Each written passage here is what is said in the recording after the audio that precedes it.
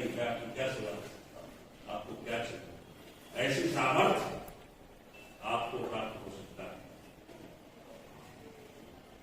कोई भी व्यक्ति दुनिया का अज्ञानी नहीं होता, कोई भी व्यक्ति बिल्कुल निरर्थक नहीं होता, कोई भी शब्द ऐसा नहीं है जिसमें मंत्र की शक्ति नहीं होती, कोई भी प्लांट का रूट ऐसा नहीं है जिसमें कोई ना कोई हर्बल पोटेंशियलिटी ना हो। लिखा है लेखक ने, अमंत्रम अक्षरम नास्ति नास्ति मूलम अनौषधम अयोग्यो पुरुषो नास्ति योजिकस्तत्र दुर्लभ। अमंत्रम अक्षरम नास्ति, कोई अक्षर ऐसा नहीं है जिसमें मंत्र की ताकत न हो। समझने वालों की कमी है। अमंत्रम अक्षरम नास्ति नास्ति मूलम अनौषधम, कोई प्लांट ऐसा नहीं है जिसके रूट में हर कोई न कोई तत्व बताया जाता है। अयोग्यो पुरुषो नास्ति, कोई व्यक्ति अयोग्य नहीं होता, कुछ न कुछ योग्यता उसके प्रमुख ये होते। योजिकस तत्व दुर्लभ, उसके पहचानने वाले दुर्लभ होते हैं। तो ये पहचान ले कि इस अक्षर में कौन सी ताकत है, वे पहचान ले कि इसके प्लांट के जड़ में कौन से औषधीय गुण है, और वो पहचान ले कि इसको क्या बनाया जा सकता है। वो गुरु, वो वैद्य, वो शब्द का महारथी, वो जिसको समझ लेता है उसको उस रूप ढाल देता है, उसको ऐसा बना देता है। चंद्रगुप्त से चाणक्य की भेंट होने की बात होती है, रामकृष्ण की विवेकानंद से भेंट होने की बात बहस रहती है। जिस दिन वो भेंट हो जाती है, न जाने किस दिन विवेकानंद को रामकृष्ण मिल जाए, न जाने किस दिन गोस्वामी तुलसीदास को रत्ना मिल जाए, पता नहीं था। न जाने कालिदास को किस दिन विद्योत्मा मिल जाए, पता नहीं था। बस पर एक संयोग होता है। कोई नहीं जानता कि किसके प्रभाव से कब क्या हो जाए। किसान पूरे खेत की सिंचाई करता है इसकी परवाह किए बगैर कि कौन सा पौध बहुत अच्छा फसल देगा और कौन सा कम देगा। सबको बराबर सिंचन करता है। यहां बैठे हुए सारे विद्यार्थी एक ही बातों को सुन रहे हैं। जिसकी चेतना का जैसा स्तर होगा वह उसके अनुरूप रिसीव करेगा, और उसमें से अगर कुछ ने भी 2-4 ने भी रिसीव कर लिया, यदि उसके जीवन में कोई रूपांतरण हो जाता है तो वक्ता को कहने का जो समय है वो सफल हो जाता है। तो इसलिए इन अक्षरों के महात्म्य को समझिए। नए शब्दों के भंडार, भाषाएं कोई भी हो सकती है, दुनिया की समस्त भाषाएं आदरणीय है, दुनिया की समस्त माताएं आदरणीय है, लेकिन हम अपनी मां को सबसे अधिक आदर करते हैं। वैसे ही दुनिया की समस्त भाषाएं आदरणीय हो सकती है, लेकिन मेरी मां, मेरी मातृभाषा, मेरी माटी की बोली, उसकी कोई सानी नहीं। इसलिए आप अपनी मातृभाषा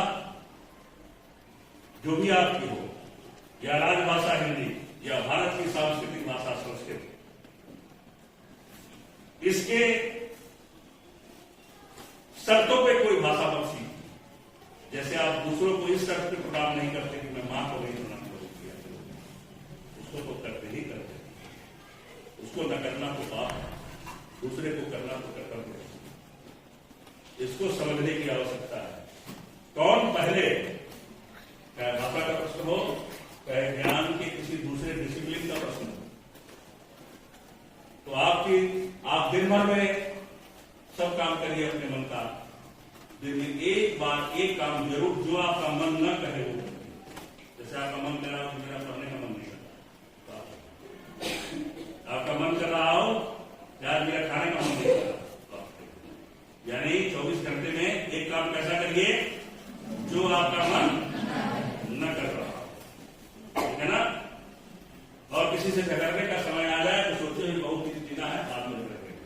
और किसी को कुछ देने का समय मन करे तो सोच लीजिए कल मर जाऊंगा, अभी 1 सेकंड में मर सकता हूं।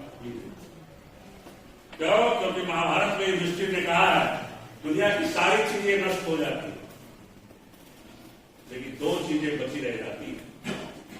हुतम च दत्तम च तथैव तिष्ठति, जो कोई आहुति दे दी जाती, जो कोई वस्तु किसी को प्रदान कर दिया जाता है, वह वैसे ही रहता है, कभी नष्ट नहीं होता, ठीक है ना। इसलिए आपका जो सबसे प्रिय वस्तु कोई चीज हो, वो आप अपने सबसे प्रिय व्यक्ति को उसी वक्त दे दीजिए जिस क्षण इच्छा है। और किसी से कोई विवाद करना हो, छीनना हो तो उसके बाद में दो काम हमने आपको बताए, इन दोनों कार्यों को करेंगे और प्रतिदिन आप अपने शब्दों के भंडार को रिच करेंगे। ये भी एक प्रॉपर्टी है बच्चों, शब्द की प्रॉपर्टी है। मेरे पास है इसलिए मैं जाता हूं, मैं उसी से धरा दूं और कुछ नहीं मिला। उन्हीं शब्दों की संपत्ति से मैं धनाढ्य हूं, क्योंकि उसकी दुनिया में मैं जीता हूं और बदले में उधर से मुझे ली गई ऊर्जा बराबर दी गई ऊर्जा।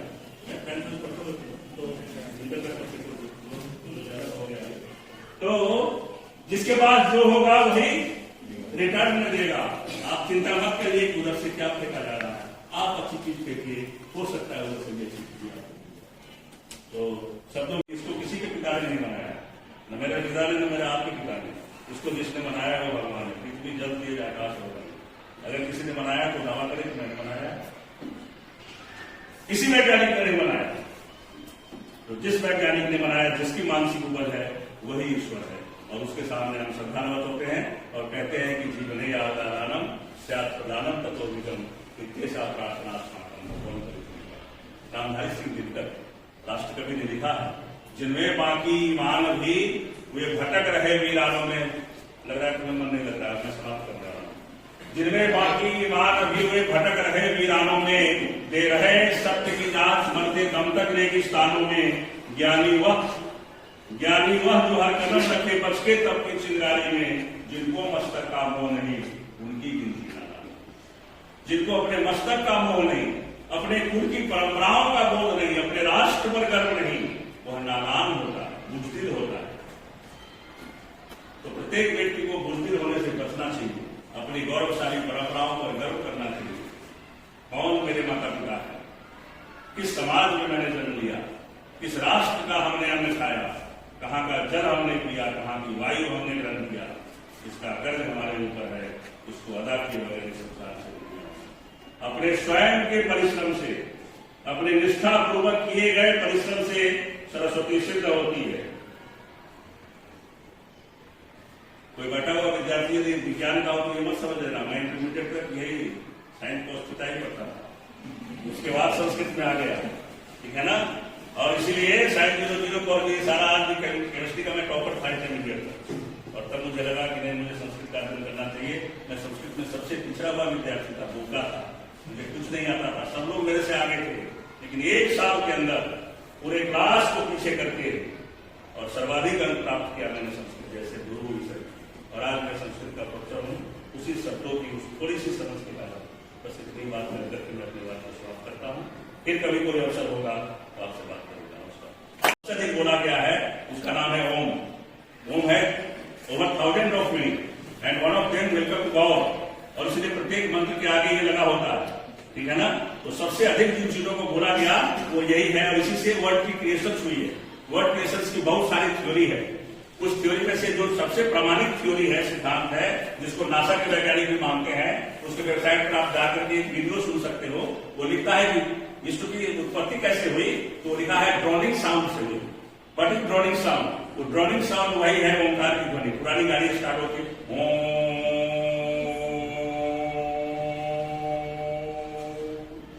यही उसका बोध है। इससे सिद्ध हो गया कि ये जो शब्द है ये जीवंत है, ये मार करते हैं, इनकी मारक क्षमता है।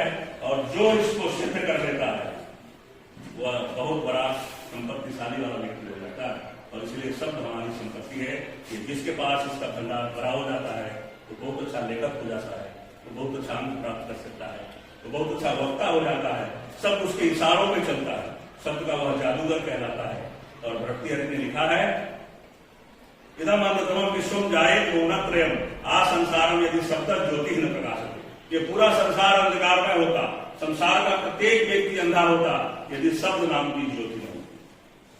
तो हम सभी सौभाग्यशाली हैं कि हम लोग के मुख में आवाज है। एक बार अपने लिए जोरदार ताली बजाइए कि आपके मुख में आवाज है। तो बोलता है वो सुनता भी है, सामान्यतः जो मुख होता है वो बधिर भी होता है, सामान्यतः इसके अपवाद भी होते हैं। तो इसलिए होता है क्योंकि शब्द जो है वो कहाँ टिकता है, आकाश में टिकता है। शब्द कहाँ टिकता है, आकाश में। यदि ऊपर वाला आकाश न हो तो किसी को कुछ भी सुनाई नहीं देगा, किसी वैज्ञानिक से पूछ लीजिए। और आपके कान के अंदर पर्दे, जो पर्दे हैं, इसको भी क्या बोलते हैं? आकाश बोलते हैं। इसी में शब्द टिकता है। शब्दः नित्यम अर्थश्च नित्यम। ये शब्द नित्य है, अविनाशी है, कभी समाप्त होने वाला नहीं है। और इसी के आधार पर जो रावण का अट्टहास है, रावण ने जो ठहाका लगाया, उस ठहाके को वैज्ञानिकों ने सुनने में सफलता प्राप्त की। ठीक है ना, ये प्रमाण है। उससे भी ज्यादा आपको प्रमाण की आवश्यकता है तो आप मोबाइल पे कुछ आप जो वॉइस रिकॉर्डिंग करते हैं या टाइप करते हैं, उसको बोलिए और उसको डिलीट कर दीजिए। कभी डिलीट नहीं होता, आपके नाम के साथ चिपका रहेगा। इसलिए कभी भी वॉइस के साथ रिकॉर्डिंग करते समय किसी भी अशुद्ध अश्लील शब्द का प्रयोग नहीं करना चाहिए। वो आपके जीवन भर आपके साथ, आप मर भी जाएंगे तभी वो शब्द आपके नाम से चिपका रहेगा। ये प्रमाणित हो गया कि सारा खेल इन शब्दों की ही है। जो कोई व्यक्ति इस शब्द का जादूगर हो जाता है, वो परीक्षा में जितना भी चाहेगा उतना ला सकता है ना। तय हो गया। तो आज हम जो कुछ भी प्राप्त किए, मैं संस्कृत का सबसे महंगा लेखक हूं। ये मेरी प्रशंसा नहीं है, मैं सबसे महंगा लेखक हूं। मुझसे ज्यादा किसी को भारतवर्ष में रॉयल्टी नहीं मिलती संस्कृत में। ठीक है ना। मेरी 18 किताबें प्रकाशित हैं और जिसमें एक एक किताब 6-6 करोड़ बच्चे पढ़ते हैं। तो ये सिद्ध हो गया कि ये शब्द हमें पैसे भी देते हैं और हमें मान सम्मान भी दिलाते हैं। ठीक है ना। तो प्रत्येक व्यक्ति मान सम्मान चाहता है, पैसे चाहता है। जिस आत्मनिर्भरता की बात सब कर रहे थे मिश्र साहब, कि ये बेटियां आत्मनिर्भर हो जाए। बेटा आत्मनिर्भर देखो, कोई किसी को दान में नहीं बनाता, कोई किसी को दया करके किसी को आत्मनिर्भर नहीं बनाता।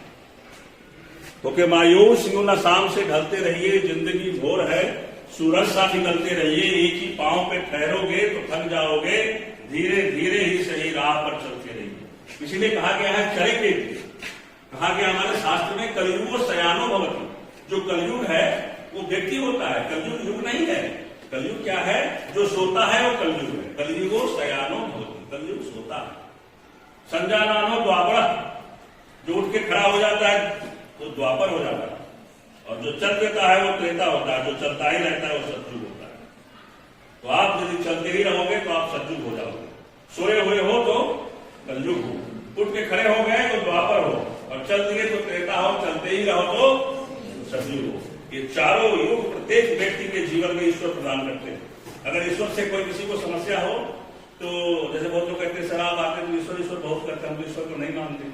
तो मैंने कहा क्यों झूठ बोलते हो? मानते तो हो। जब जब तुम्हारे ऊपर मुसीबत आती है किसी न किसी को मानते हो। तो वैसे भी भगवान सब कुछ और नहीं है। बहुत से भूमि है, बहुत से गगन है, वह से वायु है, वह में आग की मात्रा है, वह अनिल है, जिससे कि इसका जीवन नरक हो जाएगा, इसकी सब घमंड चूर हो जाएगा।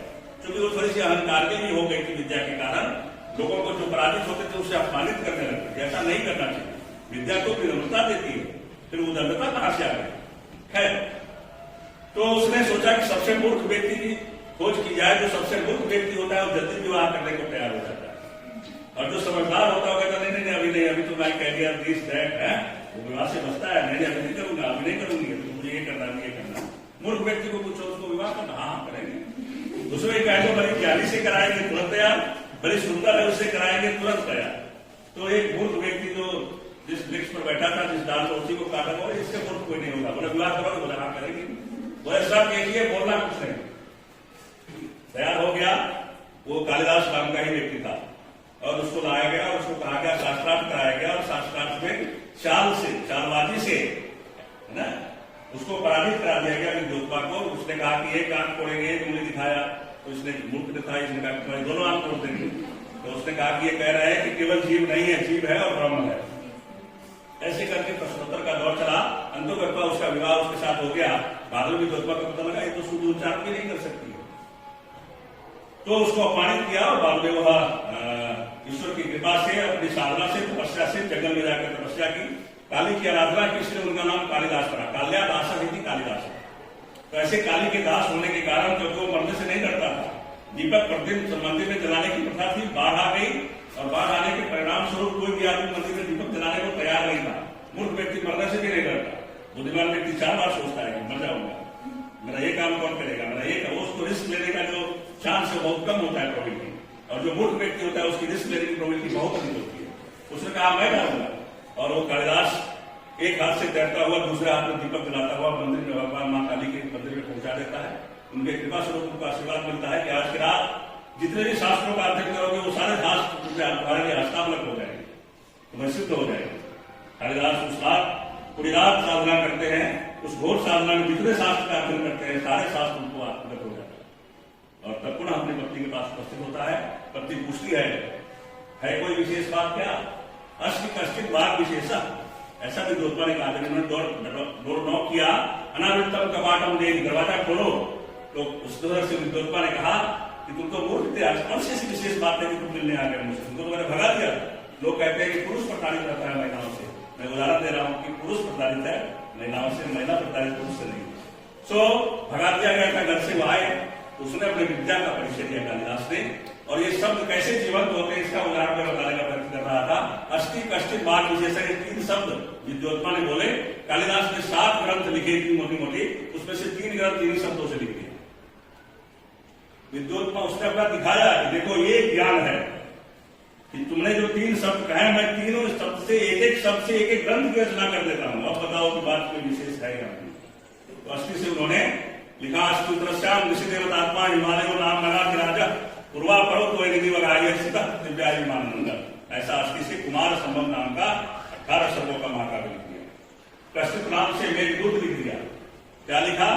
कष्टित कांता, वहीं से प्रारंभ किया उसी शब्द से। कष्टित कांता विरह पूर्णा स्वाधिकारा प्रपत्ता सापे नास्तम गमित महिमा वर्ष भोग्येन भर्तु यक्षस चक्रे जनक तनया स्नान पुण्योदकेषु श्रीधर छाया तमसु वसति रामगिरियाश्रमेषु। ऐसे मेघदूत का प्रणयन कर दिया। मेघदूत क्या है? आज जो हम फोन में iCloud टेक्नोलॉजी का उपयोग करते हैं, वही उस समय कालिदास को पता था। उसके वो वैज्ञानिक थे, उनको पता था कि डेटा को सुरक्षित करने के लिए, संवाद को एक जगह से दूसरी जगह भेजने के लिए iCloud सबसे महत्वपूर्ण है और सेफ है। और इसीलिए iCloud के थ्रू उन्होंने बादल को दूत बनाया और अपने डेटा को संरक्षित किया यक्षिणी के पास, अपनी पत्नी के पास। उसमें जो यक्षिणी नायिका और एक उसका नायक है, ऐसा मेघदूत लिखा।